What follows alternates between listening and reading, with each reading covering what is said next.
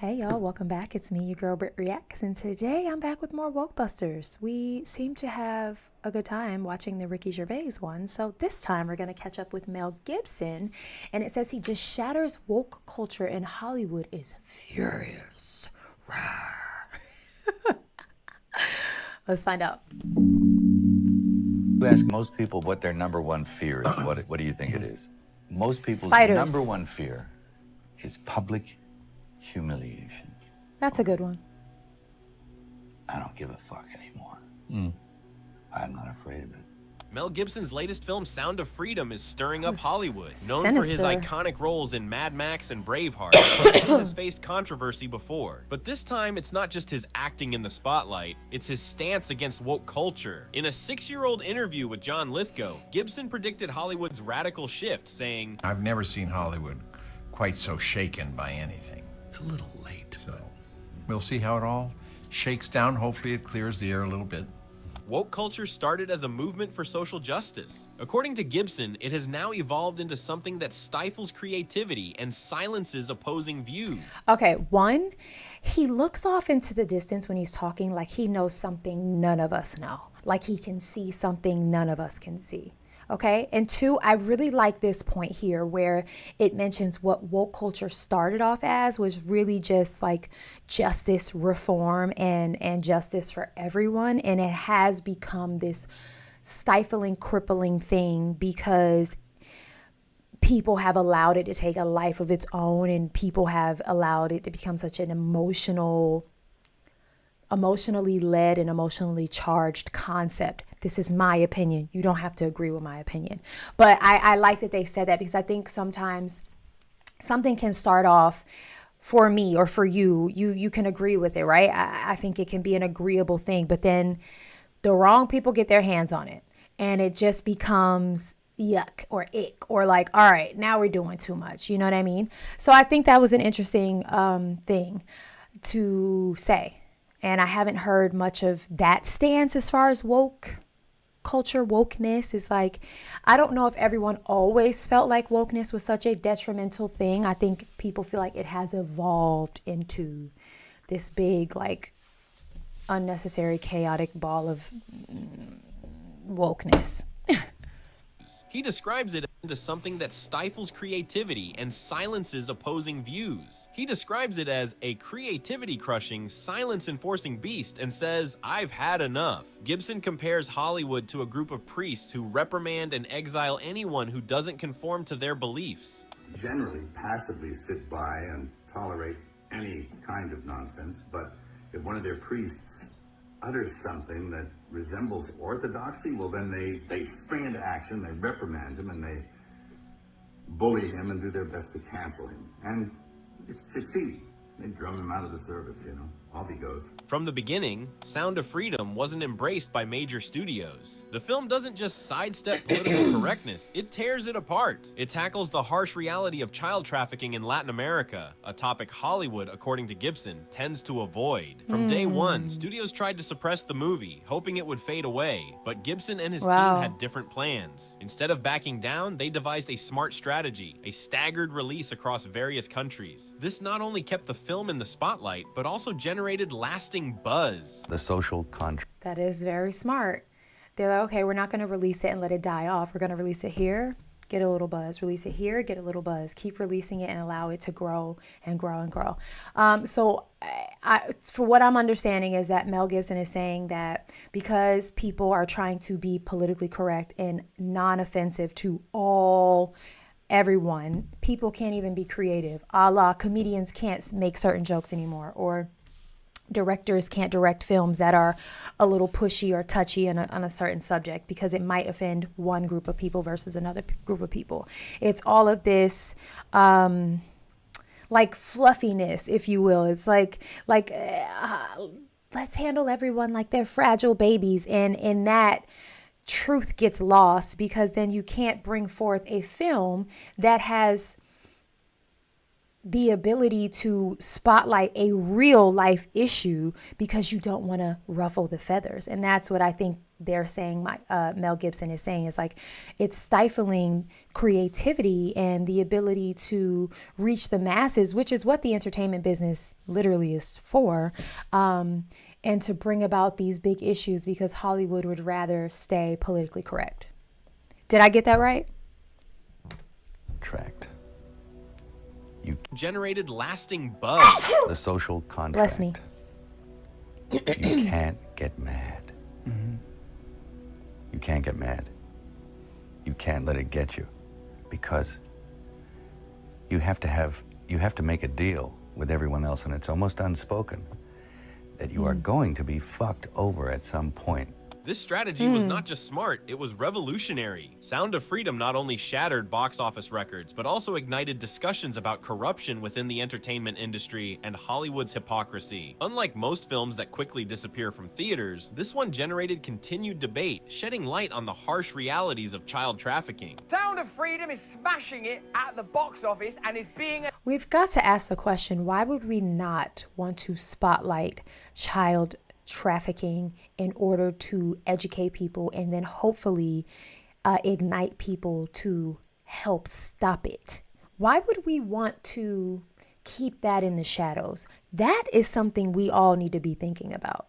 Why would we not want to highlight that? Is it going to offend people? If it offends you, do something to fix it. I'm not sure why highlighting a real life issue is offensive.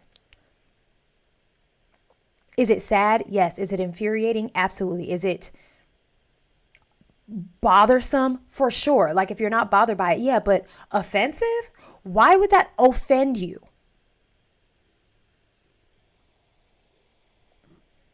Things that make you go, Quickly disappear from theaters, this one generated continued debate, shedding light on the harsh realities of child trafficking. Sound of Freedom is smashing it at the box office and is being attacked continually by the mainstream. Is that because it's a box office success? The industry's response was swift and harsh. Mainstream media launched a series of attacks on the film, as Sound of Freedom I've never posed even a heard direct of this challenge film. to the woke agenda that dominates Hollywood. Rather than Wow. retreating, Gibson became the film's most outspoken advocate, calling out the hypocrisy of an industry that claims to care about social issues while staying silent on child trafficking. The recruiters weren't the guys. It wasn't some weird dude in a mask, glasses, and a white van.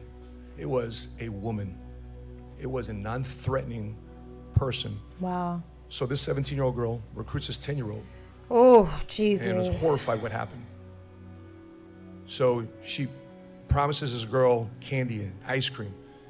But what she finds is a bunch of guys that kidnapped her, shot her full of fentanyl, and she had to hear this 10-year-old girl for the next 2 hours gang rape. In recent Oh, interviews, Gibson has been candid in my expressing that Hollywood gosh. has lost its way, prioritizing political agendas.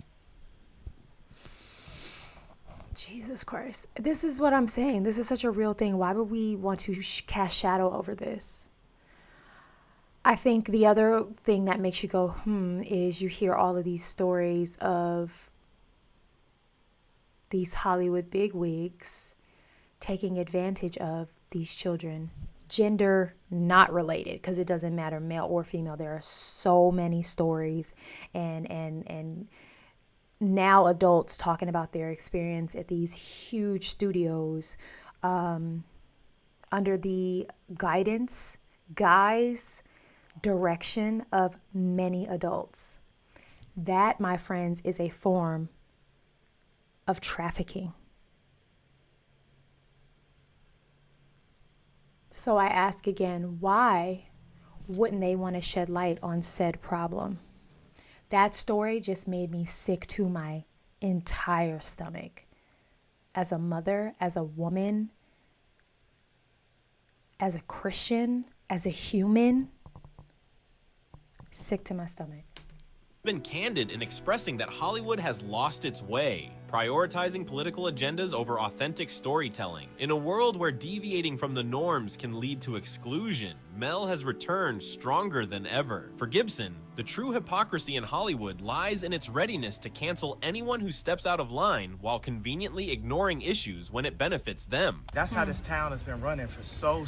The first person I thought about was Kanye West when this video started, and I think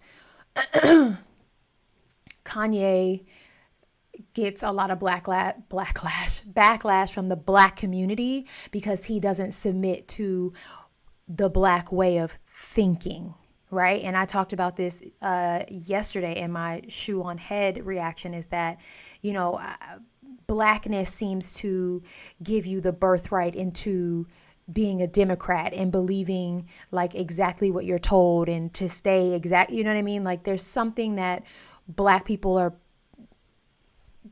trained to believe, that when you untrain yourself, when you debug yourself from what you're told and find out things for yourself, the Black community immediately shuts you out.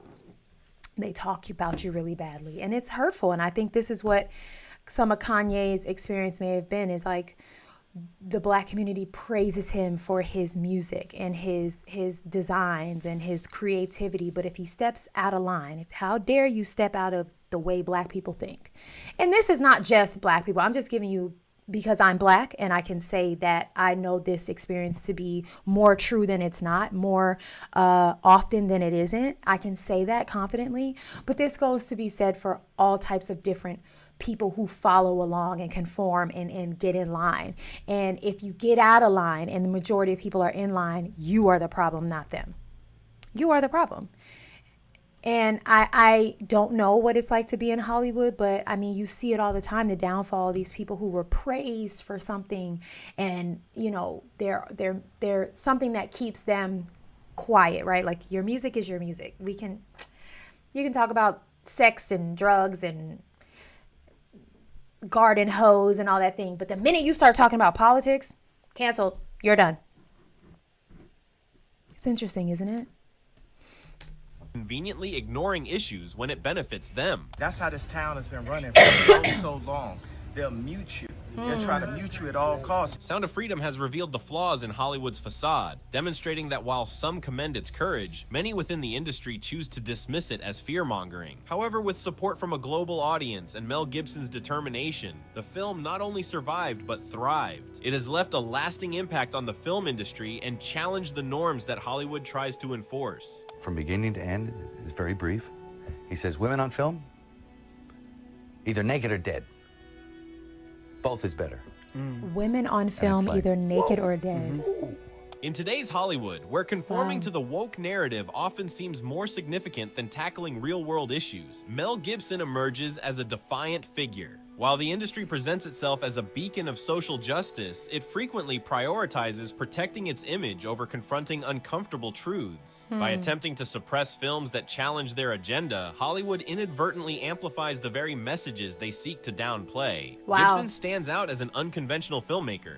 Unlike the industry's politically correct box-ticking productions, he chooses to tell stories that challenge norms, provoke thought, and stir controversy. For instance, Hacksaw Ridge tells the true story of Desmond Doss, a man who saved 75 soldiers during World War II without firing a shot. The film is raw, emotionally gripping, and unflinchingly depicts the harsh realities of war, contrasting sharply with the sanitized Hollywood narratives audiences often encounter. The response was overwhelmingly positive. Critics praised it, audiences embraced it, and Gibson received yet another Oscar nomination. More importantly, the film demonstrated that viewers crave authentic, impactful stories. Okay, I have a question. So this is what I was going to ask. Do you think, though,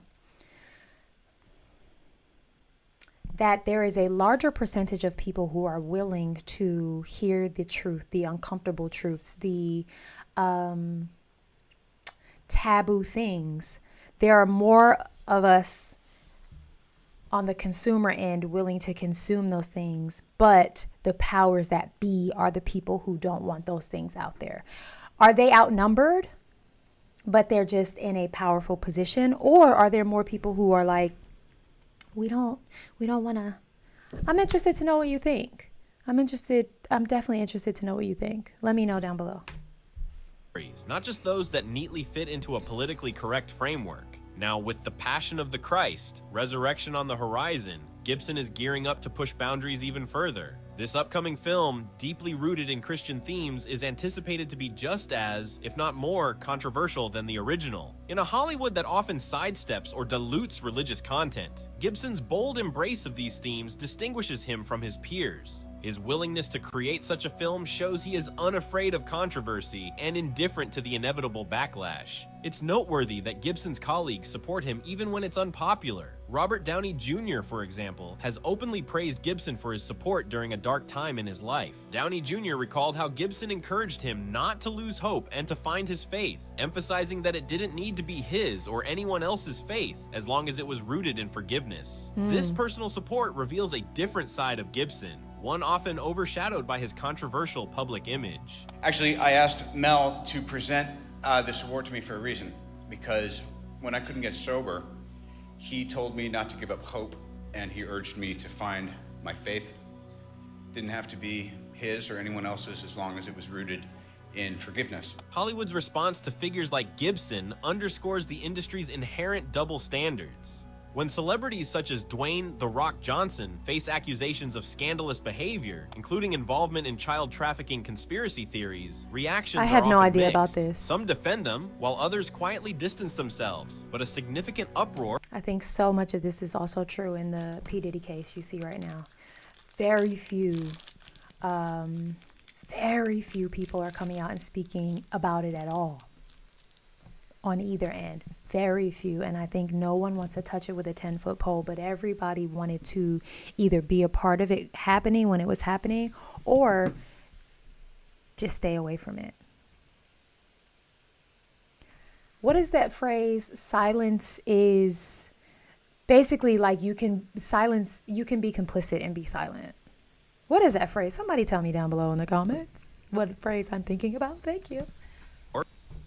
mixed. Some defend them, while others quietly distance themselves, but a significant uproar is seldom seen. In stark contrast, whenever Gibson critiques woke culture, the backlash is swift and severe, revealing the hypocrisy at play. In today's easy cancel culture world, and cancel culture, woke culture, this culture, that culture, division, etc., that really bugs me. The key distinction is that Mel Gibson refuses to back down. He has witnessed Hollywood's darker aspects, endured public scandals, and faced blacklisting, only to emerge stronger with a renewed sense of purpose. For Gibson, this struggle goes beyond filmmaking. It's about saving the essence of Hollywood. So what does this ongoing battle signify for the future of the entertainment industry? One thing is certain, Mel Gibson is not going anywhere. As Hollywood pushes its woke agenda, Gibson stands firm, and he is not alone. His films resonate with an increasing audience that feels disconnected from Hollywood's current trajectory. His readiness to voice his opinions, even when unpopular or risky, is attracting new fans who appreciate his defiance. I was on Instagram a couple of nights ago, and someone I know, they don't celebrate Christmas. They don't allow their children to observe the Christmas holiday, and you know, that's their right. But they posted a video of two Christmas movies where they intentionally and were poking fun at the fact that like children were misspelling Santa as Satan. Very popular movies, might I add. And the question is why? And why is that funny? And why bring that to the attention of millions of children? That typo is there, or the ability to misspell that word is there. What is the reason?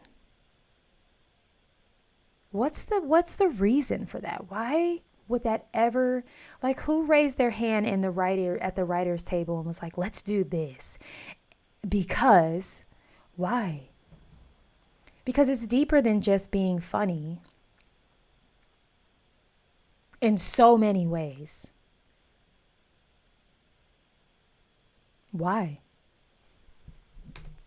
Even when unpopular or risky, is attracting new fans who appreciate his defiance. It does feel different. I think because, I don't know, I think just because I've been around longer, it's different. Yeah. I'm more relaxed about the whole thing, you know, because there's no point in being anything else, right? It's true. So, I'm not going to get all wound up about it. I'm going to just try and, observe. Yeah. But the battle is far from over. Hollywood operates as a formidable entity that resists challenges. Yet, Gibson has shown that he is willing to confront powerful figures. Regardless of whether you share his opinions, it's clear that Mel Gibson is making waves. The industry is beginning to feel the strain. As Hollywood seeks to balance artistic freedom with social accountability, Gibson's steadfast opposition to the woke agenda has made him a contentious figure. Some see him as a pioneer pushing limits, while others consider him disconnected from current values. What's undeniable is that he is one of the few who dares to question the established norms. Gibson's resolve to present genuine, provocative narratives despite potential backlash highlights a larger dialogue about the importance of free expression and storytelling in our culture. I had a whole bunch of weird paranoid suspicions about what the hell was going on because there was a lot of stuff I couldn't understand. At its core, Gibson's... Is it just me or does Mel look like Bruce Willis right there? Anybody else seeing Bruce Willis? Just me? I'm the villain? Okay. About what the hell was going on because there was a lot of stuff I couldn't understand. At its core, Gibson's journey is not merely about challenging Hollywood's values. It's about advocating for a style of storytelling that confronts difficult or unpopular truths. His work resonates with an expanding audience that feels sidelined by the industry's narrowing focus. As Hollywood struggles with its identity, figures like Mel Gibson are compelling the industry to reassess its priorities and face its own contradictions. Ultimately, whether you agree with him or not, Gibson's influence on Hollywood is undeniable. His resolve to uphold his beliefs serves as a reminder that some voices will always push back against being silenced. What do you think? Is Mel Gibson a visionary filmmaker driving a vital cultural shift? Or is he simply disconnected from the evolving landscape of Hollywood? Let us know your thoughts in the comments, and don't forget to like and subscribe for more comprehensive updates on this unfolding story. Answer the question, folks. Is he a visionary? Is he ahead of his time? Or is he defiant to the evolution that is happening in the industry that is Hollywood? I'd love to hear it from you. I think I've said everything I need to say. Yeah, I stand firm on do whatever you want, as long as you're not, especially intentionally hurting people,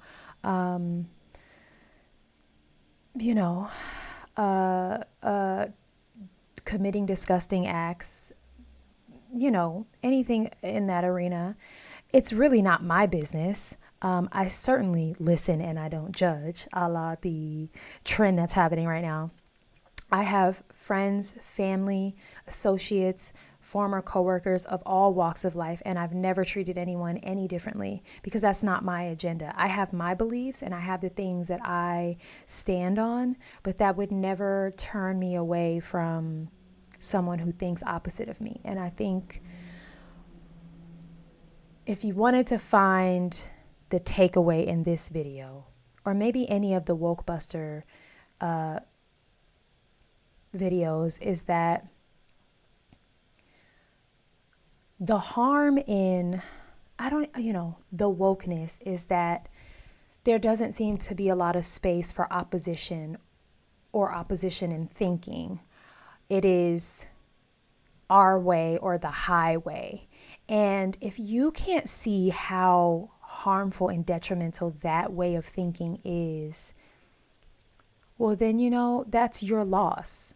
I love having difficult conversations. I love a confrontation, and I don't think confrontation is a bad thing per se. I love to confront things. I love to have conversations where I go, I don't know, I never thought about that. Or, okay, but here's what you know what I mean? I love the give and take of learning from people who live life differently from me. And I think you're doing yourself a grave disservice if you just shut out any opportunity of at least gaining perspective from someone else. Doesn't mean you have to then agree with them, but to have perspective and say, you know what? Fair enough. Touche. But who am I? I'm just BrittReacts. I love Jesus, I love my family, and I love you guys. All right, I hope that some kind and healthy conversation happens from these videos. You guys know I don't ever want to be divisive. I don't ever want to cause polarized hate. Like I said, I think healthy disagreement and conversation is needed for growth. And so have at it in the comments. Let's have some discussion. But if you can't be kind, I ask you to leave. Okay? Get out. Just leave. We like to be kind here. All right. But most importantly, I hope you have the day you deserve. Bye.